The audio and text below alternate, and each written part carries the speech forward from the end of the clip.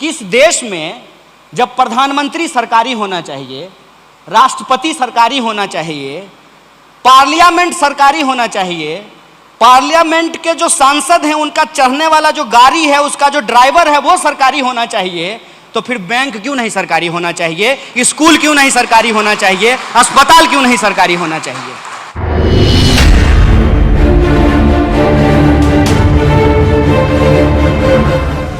कि अगर हम बीजेपी को वोट दिए हैं और बीजेपी की सरकार ही आकर के मेरी नौकरी छीन ले, तो हमारी स्थिति क्या हो जाएगी? ना हम घर के रहेंगे ना घाट के। किसको जाकर के ये दर्द बताएंगे? पब्लिक को मालूम नहीं है कि एनपीए क्या होता है। बताइए ना, हम पीएचडी कर लिए हैं तब हमको अब जाकर के पता चला है कि एनपीए का फुल फॉर्म क्या होता है। आपको मैं कहता हूं, आप एक दिन इस पे सर्वे करा लीजिए। जितना कस्टमर आपके काउंटर पे आए सबसे एक सवाल पूछिए, अच्छा बताइए एनपीए क्या होता है। देखिए आपको कितना लोग इसका जवाब देता है। नॉन परफॉर्मिंग एसेट्स, ऐसी अंग्रेजी बोलने में जी टेढ़ा करना पड़े तब पर भी जाकर के उसका असली मतलब समझ में नहीं आए। और गूगल पे जाकर के problems of banking sector in India जब आप टाइप करेंगे तो जो आर्टिकल सबसे ऊपर आएगा इकोनॉमिक टाइम्स का, उसमें 9 कारण दिखाए गए हैं। और उसमें पहला कारण क्या बताया गया है? पहला कारण यह बताया गया है कि रूरल एरियाज के जो ब्रांचेज हैं वो ठीक से परफॉर्म नहीं कर रहे हैं, इस वजह से बैंकिंग सेक्टर को घाटा हो रहा है। दूसरा कारण उसमें बताया गया है कि रिफंड नहीं होता है। जो लोग लोन लेते हैं वो रिफंड नहीं करते हैं। कौन रिफंड नहीं करता है? बड़ा एकदम हाईलाइट करके लिखा हुआ है। तो किसान रिफंड नहीं करते हैं। अब आप बताइए, आप सब बैंक कर्मी हैं, ईमानदारी से बताइए, बैंक का पैसा सबसे ज्यादा कौन चुराता है? किसान चुराता है। किसान चुराता है कि कॉर्पोरेट चुराता है? कॉर्पोरेट चुराता है ना। और कॉर्पोरेट के साथ तो नेताजी फोटो खिंचवाते हैं मुस्कुराते हुए, सेल्फी विथ कॉर्पोरेट। नहीं तो कॉर्पोरेट से पैसा बैंक कर्मी कैसे वसूल लेंगे? हमको बताइए। अगर लोकल एरिया का एमपी लोकल एरिया के ठेकेदार के साथ फोटो खिंचाएगा, मैनेजर बाबू का हिम्मत है कि उससे उसका गाड़ी उसके घर पर से खींच के ले आएंगे? है हिम्मत? ये है आपकी स्थिति। और ये जो स्थिति है, इस स्थिति पे आप कब तक चुप रहेंगे? जितना दिन आप चुप रहेंगे उतनी जल्दी आपके पैर के नीचे से जमीन खिसकती चली जाएगी। आप सब लोग जानते हैं, मुझे यूथ के तौर पे यहां बुलाया गया है, लेकिन हमारा जो जनरेशन है उसने तो AIBA बनाया नहीं है, बैंकों का यूनियन तो उसने बनाया नहीं है। कभी कभी जो है बुढ़ापे में जाके कहेंगे कि आ जाओ यूनियन का मेंबर बन जाओ, तो कहेगा चंदा लेने के लिए आए हैं। क्यों जरूरी है यूनियन? क्यों जरूरी है यूनाइट होना? क्यों जरूरी है हड़ताल करना? एक बात सोच करके बताइए। इतनी वाहवाही सरकार ने ली, इतना पीठ थपथपाया, 2 दिन के लिए अगर बैंक कर्मी हड़ताल कर देते तो सरकार का सारा ढोल फट जाता, सारा नोटबंदी का सच्चाई रोड पे आ जाता। कोई उलझुलूल फैसला सरकार लेती है, बैंक कर्मी पूरी ईमानदारी से उसको लागू करता है, बदले में उसको लोगों से क्या मिलता है? कि बैंक कर्मी कामचोर होता है। बताइए, असल जो उसका प्रॉब्लम है कि किस वर्किंग कंडीशन में वो काम कर रहा है। माने हम क्या क्या बोले बैंक का आपको? मेरे घर के आसपास बैंक है, हम देखते हैं। जिस मकान में बैंक को रेंट किया जाता है, जनरेटर लगाया जाता है, मकान मालिक रात को बैंक के जनरेटर से डीजल निकाल लेता है। बोलिए ये सब होता है कि नहीं होता है? हम इसी समाज में पले बढ़े हैं और यही हमारा और आपका नाता है। यही हमारा और जो आपका नाता है, उसी बेसिस पे हम आज आपके बीच खड़े हैं। और यह जो सच्चाई है, इस सच्चाई को जब आप जानते हैं, हम जानते हैं, तो मैं समझता हूं कि आपको और हमको अलग अलग होने की जरूरत नहीं है। आपको और हमको एकजुट होने की जरूरत है, इकट्ठा होने की जरूरत है अपने हक और अधिकार के लिए। अब सवाल यह है कि अपने हक और अधिकार के लिए आप और हम इकट्ठा हो जाएंगे तो सरकार को दिक्कत नहीं होगी। सरकार किसी नीति पे कितना भी वाहवाही लूट ले, अगर रेल कर्मी एक दिन रेल का हड़ताल कर दें, बैंक कर्मी एक दिन बैंक का हड़ताल कर दें, किसान कहे कि हम आज टमाटर नहीं उगाएंगे, मशरूम नहीं उगाएंगे, तो प्रधानमंत्री क्या खाएंगे? इस देश को, समाज को चलाता मजदूर है। बदले में क्या मांग रहा है? बदले में कुछ नहीं मांग रहा है। वो कह रहा है कि हमको एक डिग्निफाइड लाइफ दीजिए। क्या बैंक कर्मियों के ऊपर जो मिनिमम आवर है 8 घंटा काम करने का, वो नियम लागू नहीं होता है? बताइए। जब तक बैंक का पूरा हिसाब नहीं हो जाए, बैंक कर्मी बैंक छोड़ करके नहीं जा सकते हैं। रोज का रोज उनको हिसाब करना है। ऐसा नहीं होगा कि 2 तारीख का हिसाब 3 तारीख को करेंगे। 2 तारीख का खाता उनको 2 तारीख को ही बंद करके जाना पड़ेगा, 3 तारीख को नया खाता खुलेगा। यह जो वर्किंग कंडीशन है उनका, उस वर्किंग कंडीशन में जो वो काम करते हैं, उस काम के एवज में उनको कुछ नहीं मिलता है। और बार बार इस बात का ढोल पीटा जा रहा है कि पब्लिक सेक्टर बैंक घाटे में जा रही है। पब्लिक सेक्टर बैंक घाटे में क्यों जा रही है? पब्लिक सेक्टर बैंक घाटे में इसलिए जा रही है कि जो सरकार के दोस्त हैं, सरकार के जो दोस्त हैं, वो बैंक का पैसा ले लेते हैं और जो है फर्जी कागज जमा करके कौन मांगेगा? अगर हम किसान हैं, हम केसीसी कराने के लिए गए हैं तो हमारा आप खाता खेसरा मांग लीजिएगा। अगर हम बहुत बड़का ठेकेदार हैं तब हम दिखा देंगे कागज पे कि हमको जो है 1000 करोड़ का ट्रांजैक्शन हुआ है। 2-4 गो रिश्तेदार को फोन करेंगे, कहेंगे कि 300 करोड़ तुम डाल दो, 200 करोड़ तुम डाल दो, 500 करोड़ का ट्रांजैक्शन हुआ है, 500 करोड़ का मान लीजिए हम पैसा उठा लिए। 500 करोड़ का एसेट्स है ही नहीं, 500 करोड़ जो है बैंक रिकवर ही नहीं कर सकती है। और जब बैंक का जो टोटल पूंजी है, जो कैपिटल है, वो लगातार कम होने लगेगा तो सरकार कहेगी कि बैंक घाटे में जा रही है। सबसे पहली बात 2-3 चीज को क्लियर करना चाहिए। पहला कि बैंकों का राष्ट्रीयकरण क्यों किया गया? बैंकों का राष्ट्रीयकरण मुनाफा कमाने के लिए किया गया था। तो मुनाफा तो महाजन भी कमा रहा था। जब देश में महाजनी व्यवस्था थी तो क्या महाजन को मुनाफा नहीं हो रहा था? हो रहा था ना भाई। बैंक से महंगा लोन देता था, ज्यादा इंटरेस्ट रेट पे लोन देता था, लेकिन सिस्टम तो चल रहा था ना। राष्ट्रीयकरण करने का मूल उद्देश्य क्या था? राष्ट्रीयकरण करने का मूल उद्देश्य यह था कि पब्लिक का पैसा डूबे नहीं। और मैं आपको याद दिला देता हूं, आप सब सीनियर लोग हैं, एगो बैंक था JBG, याद है? उससे पहले एक बैंक था पियरलेस, उससे पहले एक बैंक था हेलियस। ये सब पैसा लेकर के फरार हो गया। वो हेलियस का जो CEO था, वो था CEO बैंक का, और सिनेमा बना रहा था बंबई जाकर के, पब्लिक का पैसा लूट रहा था।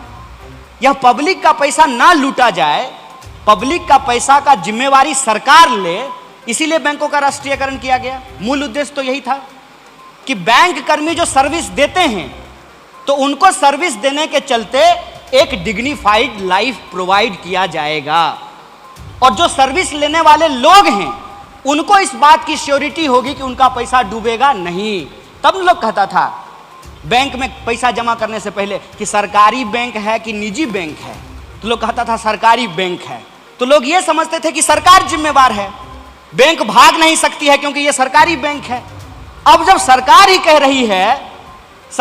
रही है कि बैंकों का अब सरकारीकरण नहीं निजीकरण कर दिया जाए, तो उस पूरे के पूरे कॉन्सेप्ट को बदल दिया गया है। और आप हमको सोच करके बताइए कि ये कैसा राष्ट्रवाद है? खुद इस पे विचार करके बताइए। और फिर आपको अगर लगे कि हम देशद्रोही हैं तो आपको मुबारक हो। ये कैसा राष्ट्रवाद है कि राष्ट्रीय बैंकों का निजीकरण किया जा रहा है, राष्ट्रीय कंपनियों को बेचा जा रहा है।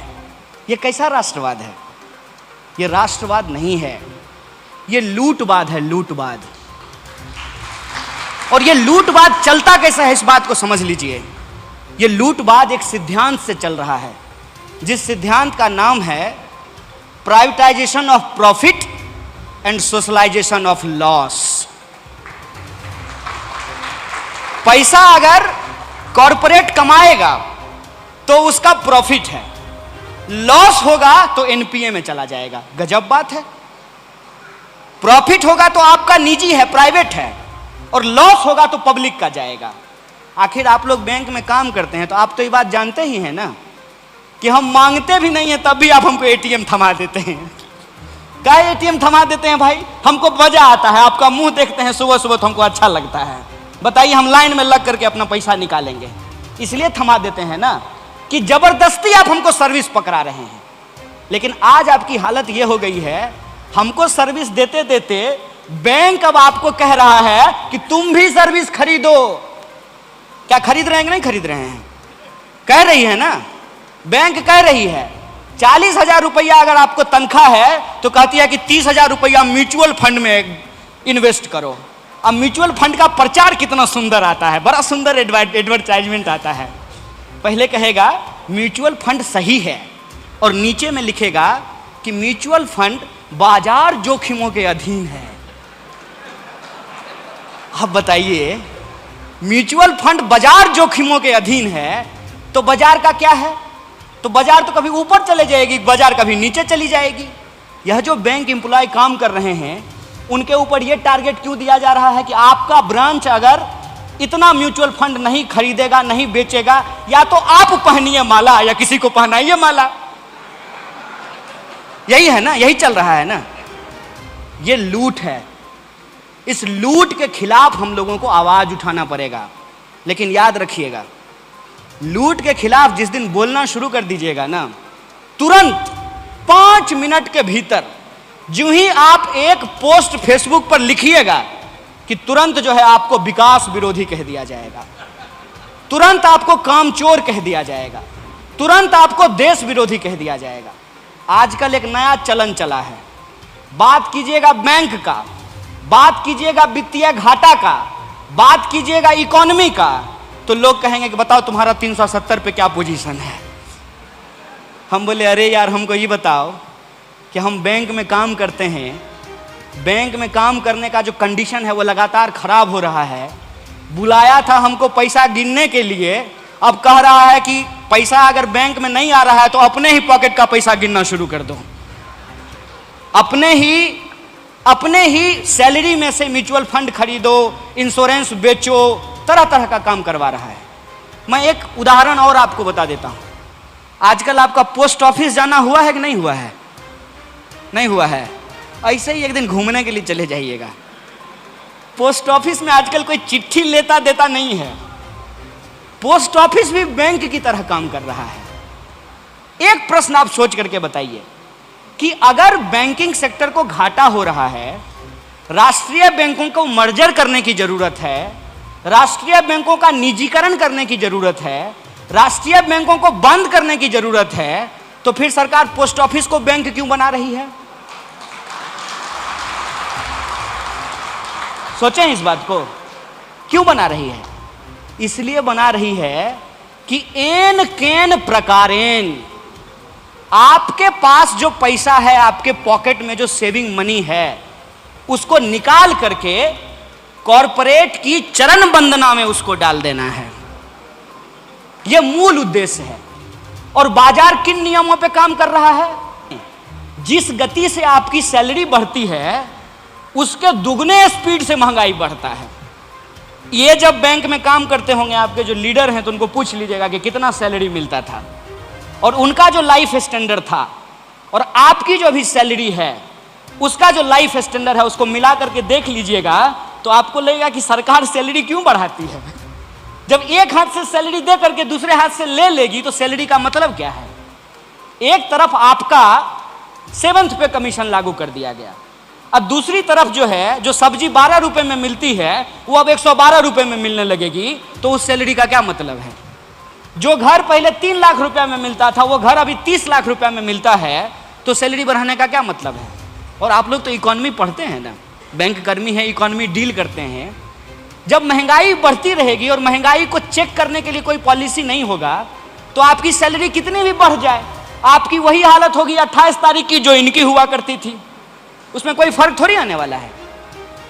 तो लेकिन आपका कैश तो किसी भी तरीके से मार्केट में निकालना है, तो 50 रुपया का नवरत्न तेल तो सब नहीं खरीद सकता है, तो 50 पैसा का खरीद सकता है ना। तो कहा कि नवरत्न तेल अब बोतल में नहीं सैसे में मिलेगा, सैसे में। यही आज बैंकिंग सेक्टर के साथ किया जा रहा है।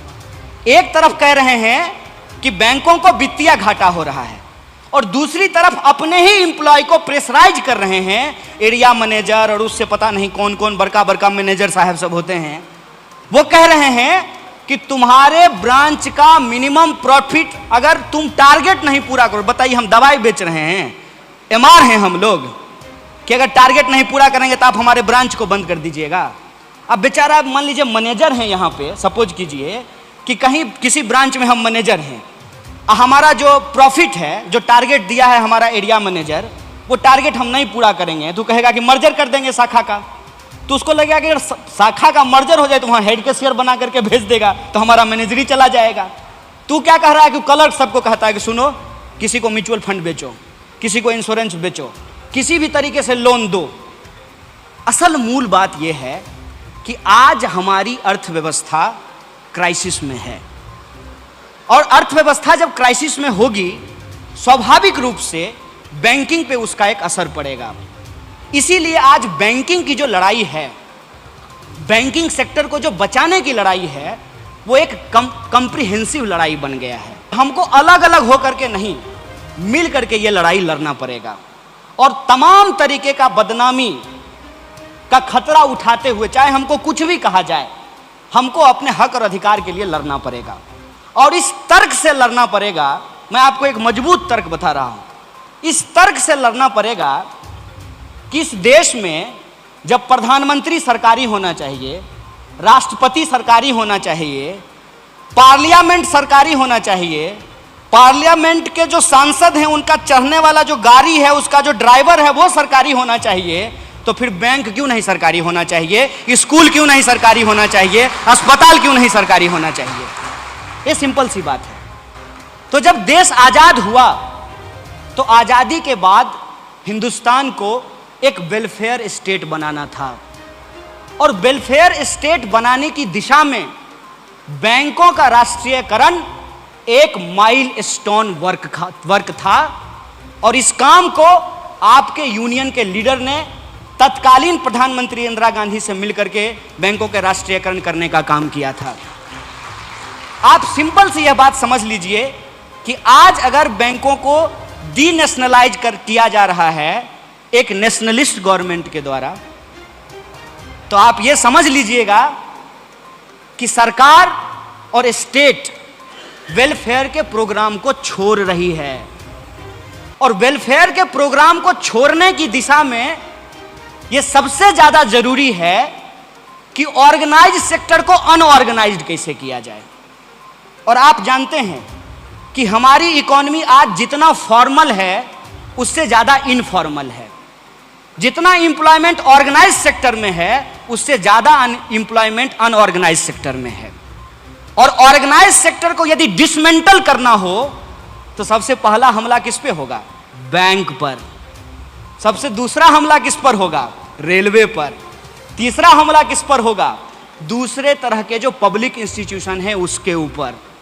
इसीलिए आज बैंकों को बचाने की लड़ाई दरअसल सिर्फ और सिर्फ बैंक को बचाने की लड़ाई नहीं है। ये लड़ाई संविधान की वह मूल भावना जिसमें यह कहा गया है, जिसका मूल उद्देश्य यह है कि हम सब सिटीजन हैं, और हम सिटीजन होने के चलते सरकार को सर्विस के बदले टैक्स देते हैं। हमारा और सरकार का क्या संबंध है? एक इंडिविजुअल का स्टेट के साथ क्या रिलेशन है? हम सरकार को टैक्स देते हैं, स्टेट बदले में हमको सर्विस और सिक्योरिटी प्रोवाइड करती है।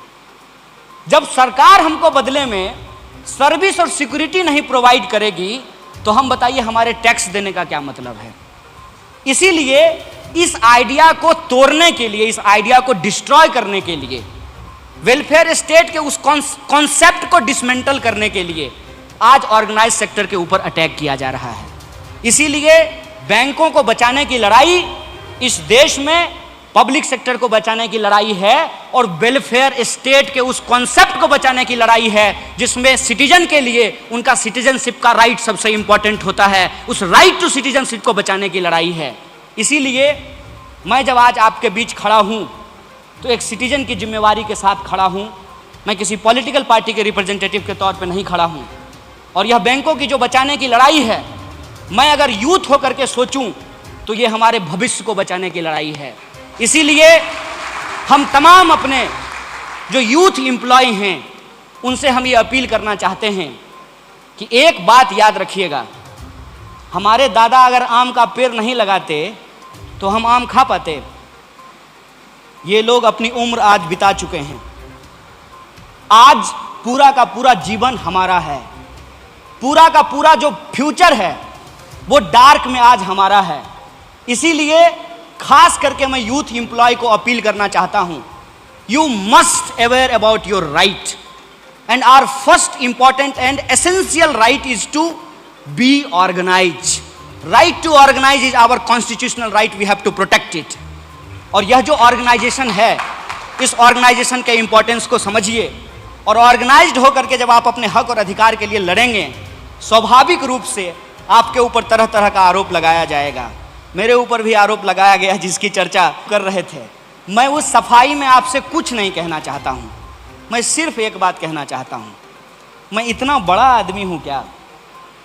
बताइए, देश में थंबिंग मेजॉरिटी की सरकार है, मैं तो चुनाव हार गया हूं, 300 से ज्यादा लोगों ने उनको एमपी बना करके दे दिया है, कई राज्यों में उनकी सरकार चल रही है, और जहां सरकार नहीं होती है वहां एमएलए खरीद करके सरकार बना लेते हैं।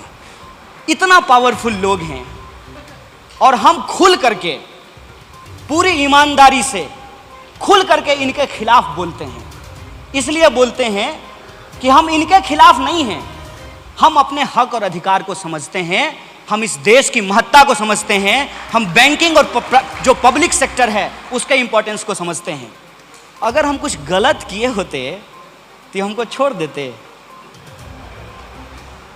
थोड़ा तो लॉजिकल होकर के सोचिए ना, अरे सही आदमी को तो ये लोग छोड़ते नहीं है, गलत आदमी को छोड़ देते हैं। बात यह है कि हमको डर नहीं लगता है, पता है क्यों? जिस निर्मला सीतारामन का नाम अभी लिया जा रहा था वो हमारी ही यूनिवर्सिटी से पढ़ी हैं, लेकिन उनके आंख में पानी नहीं बचा है। अगर उनके आंख में पानी बचा होता तो उनको यह पता होता कि एचएल परवाना नाम से जो फेलोशिप दिया जा रहा है वो उनकी यूनिवर्सिटी को दिया जा रहा है।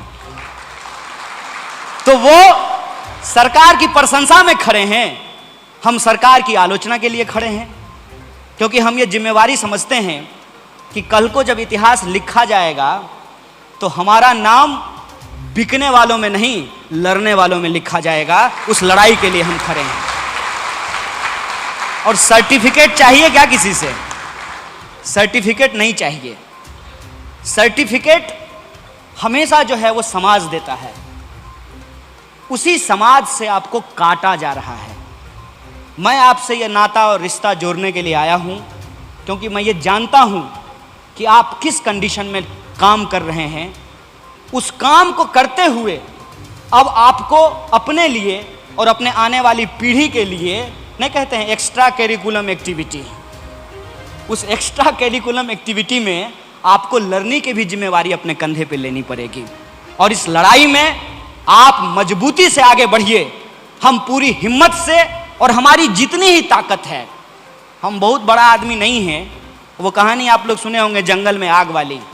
जंगल में आग लगी तो बड़े बड़े जानवर भाग रहे थे, एक कोयल अपने चोंच में पानी भर करके आग बुझाने की कोशिश कर रही थी। बड़े बड़े जानवर हंसने लगे, बोले तुम्हारी छोटी सी चोंच से क्या हो जाएगा? तो कोयल ने कहा कि तुम्हारा नाम आग लगाने वालों में और हमारा बुझाने वालों में लिखा जाएगा।